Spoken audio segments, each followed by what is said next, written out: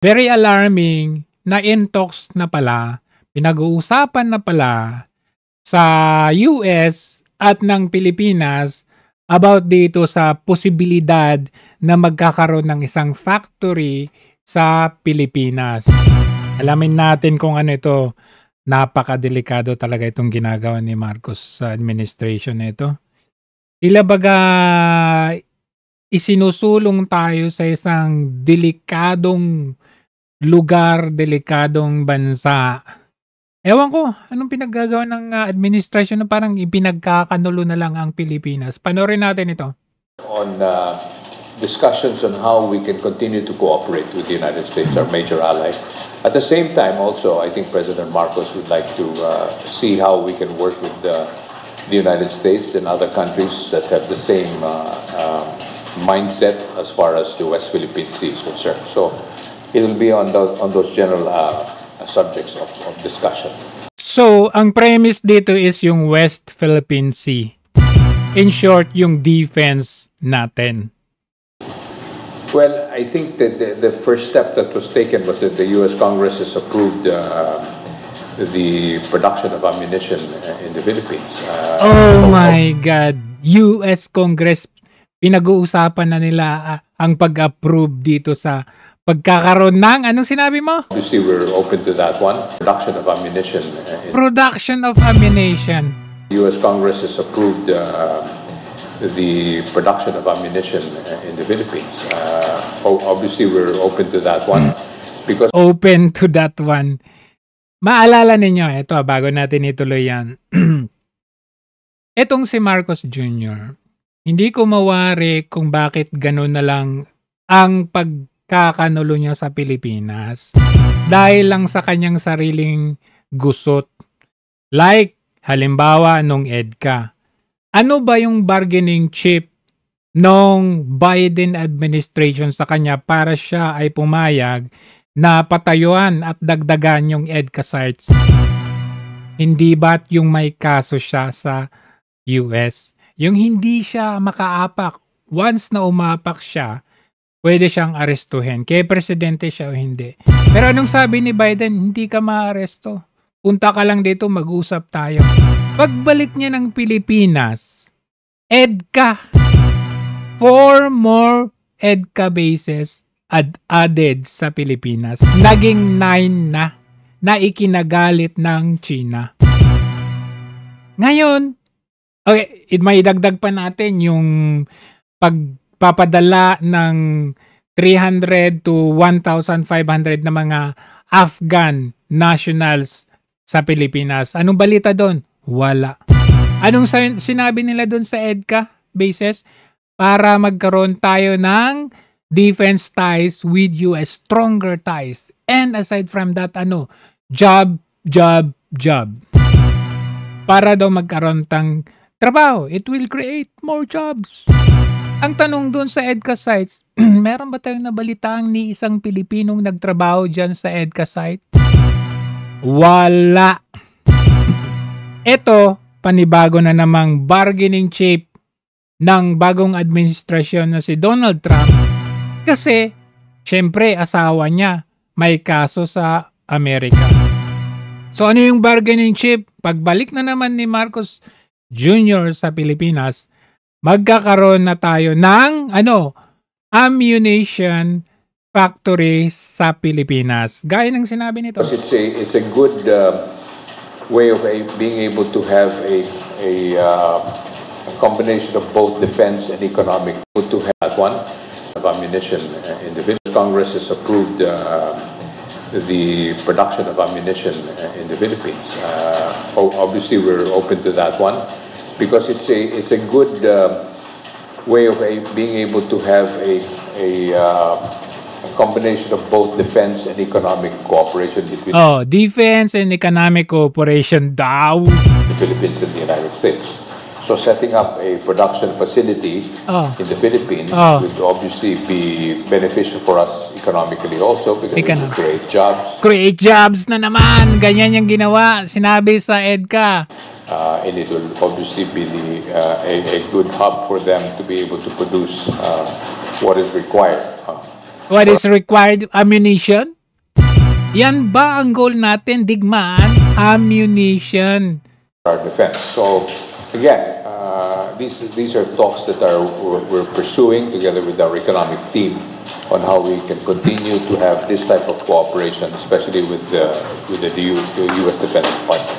No, there are no formal talks yet. We are formal still talks, in the pero ganun na yan. process of seeing what this new bill that was included in the U.S. Congress National Defense Act. So, National Defense Act included sa US Congress, which is ammunition factory sa Pilipinas.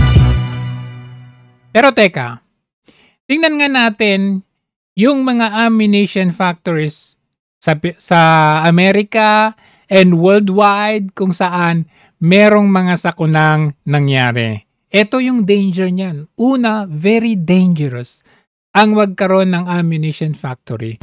Lalo na sa Pilipinas, hindi tayo masyadong advanced.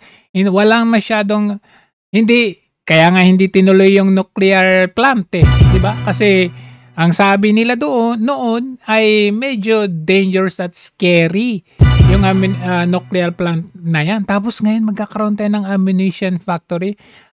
Tignan natin itong mga sample ng mga munition factory all over the world. Ito, una, Iowa Ammunition Plant. Ito lang, January 2025 lang. Tingnan ninyo, balita. Near midday, no one got hurt after an explosion at the Iowa Army Ammunition Plant in Middletown. That's in southeast Iowa. Joint Munitions Command says it happened around 9:30 this morning, just a couple hours ago, in the ammunition production area. The explosion is under investigation. It credited no one getting hurt with its safety standards at the installation. In a statement, Justine Barati from Joint Munitions Command said producing ammunition is a dangerous business. Producing ammunition is a dangerous business. Ito pa, hindi lang yan. Ito naman, itong June lang, merong explosion sa Sig Sauer facility in Jacksonville. Sa US yan. KARK4 News at 12:30. I'm Caroline Derby.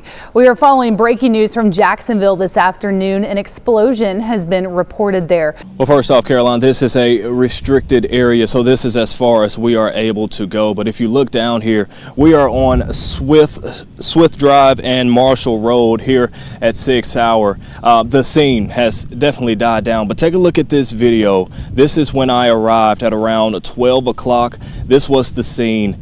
You may see a little bit of burn marks on the building there. But yes, an explosion took place here at the Sig Sauer Ammunition Center. So ito ba ang gusto ni Marcos Jr.? Dalhin ang mga peligro ng kapalpakan ng Amerika sa kanilang ammunition factory sa Pilipinas? Hindi lang yan, meron pa. Unending. Walang katapusang mga danger ng ammunition plant. Ito, tingnan natin. Sig Sauer din ito. Ang Sig Sauer kasi ay Germany-based yan, company. But they are producing ammunitions sa Amerika. Tingnan ninyo. Dangerous. Yan.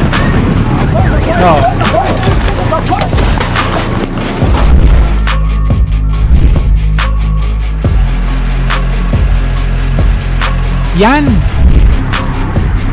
Yan ang gustong mangyari ni Marcos Jr. sa atin.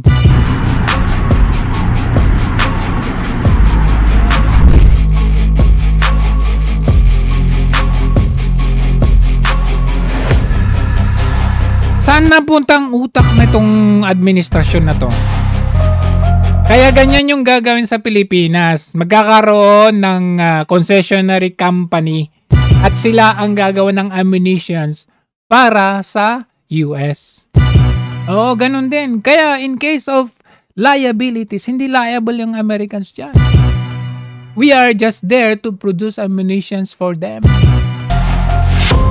Para sila ibenta nila sa mga magigere-gera. Yan ba ang gusto ni Marcos Jr.? Hindi lang yan. Meron pa. Ito. Ammunition factory sa Turkey naman. 12 people killed. A blast ripped through an explosives factory in northwest Turkey on Tuesday, killing 12 people and injuring 4. Interior Minister Ali Yerlikaya said an investigation has been launched. The explosion occurred at a factory in the village of Kavakli in Balikesir province. There was no suspicion of sabotage. So ganito yung posibilidad na mangyari sa Pilipinas. Tayo po ay pinapasubo ng Marcos administration nito. Ang sabi nila, para magkaroon daw ng trabaho. Abay, ako hindi ako magtatrabaho dyan. Lalagay ko yung sarili ko sa alanganin. Dahil anytime, kung sa American US factory nga nagkakapalpak sila, sa Pilipinas pa kaya? Eto pa, tingnan ninyo. Holston Army Ammunition Plant naman ito. January 2019. 6. Holston Army Ammunition Plant in Kingsport is shut down tonight, one day after a fire and an explosion at that facility. For decades, the sprawling plant has made explosives for the United States Department of Defense. But tonight, the plant has been put into what's called safe mode and stood down. Now, here's what that building that burned looked like earlier this afternoon. You could see the charred remnants of the storage facility that housed explosives in this exclusive view from our camera on Bays Mountain. Investigation. Walang mangyayari. Pag namatay ka, wala din. Hindi pa yan. Itong Radford, palaging merong disgrasya. 2016, no? Unang mayroong nangyari sa Radford Army Ammunition Plant, 2016. An investigation is underway tonight following an explosion at the Radford Army Ammunition Plant. It happened around 4:30 this afternoon in the plant's production area. The plant's commander says no one was hurt, and the fire was extinguished by the Radford Ammunition Fire Department and the Fair Lawn Volunteer Fire Department. Okay, 2016, walang nasaktan. Walang namatay, walang nasugatan. Pero merong explosion nangyari. 2016. 2 years later, 2018, deadly. Radford Army Ammunition din. Tingnan nyo. The investigation into a deadly fire at the Radford Army Ammunition Plant is now complete. Andrew Goad died while Dakota Grimmett may namatay. And Travis Mitchell were hurt at the arsenal last year. Kayang company na yan, yun yung dadalhin sa Pilipinas. Nako, taon-taon na lang may disgrasya. 2018 ito. Ito, Radford ulit, ngayong taon lang. March 1, 2025. Radford ulit. Underway after an explosion overnight at the Radford Army Ammunition Plant. Here's what we know so far. Authorities say the explosion happened in the ammunition production area. Due to safety standards in place, there were no injuries. The plant says producing ammunition is a dangerous business and safety protocols are there to ensure that operators are exposed to as little danger as possible. Ito ang klaseng kadelikaduhan ang gustong dalhin ng Marcos administration sa Pilipinas. In talks na sila. Pagbalik na naman ni Marcos Jr. sa Pilipinas, may dala-dala na namang panganib itong taong ito. At hindi lang yan, hindi lang yung safety measures or safety or dangers ang dulot ng sinasabi nilang batas na ipapasa batas ng Amerika to impose sa bansang Pilipinas, kundi yung danger of a possible war with China.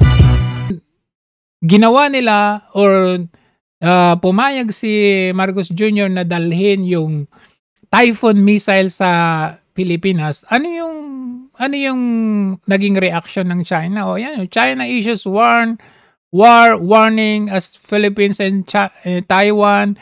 China issues war warning as China warns Philippines US base deal endangering regional China warns US ally destruction over missile deployment. Ang dami.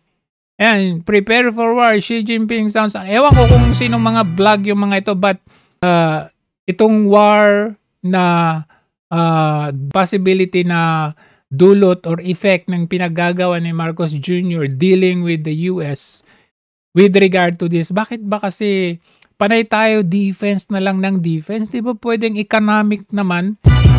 Yung tiyan muna natin ang unahin natin, yung bansa muna natin ang unahin natin. Hindi yung mga ganitong hindi naman natin, alam mo, hindi natin kailangan yan kasi ang kumakalam ay ang sikmura natin. Ngayon, may posibilidad na danger. Wala nga nangyari sa EDCA. Wala ding ano yun, dinala pa yung mga Afghan nationals sa Pilipinas. At kung ano-ano, yung Typhoon missile, mga nukes na dinala sa Pilipinas. Tapos ngayon, papayag tayo na magkakaroon tayo ng factory ng paggawaan ng mga bala sa Pilipinas. Abay, anong pinag-iisip ng administrasyong ito? Ipapasubo yung bansa natin?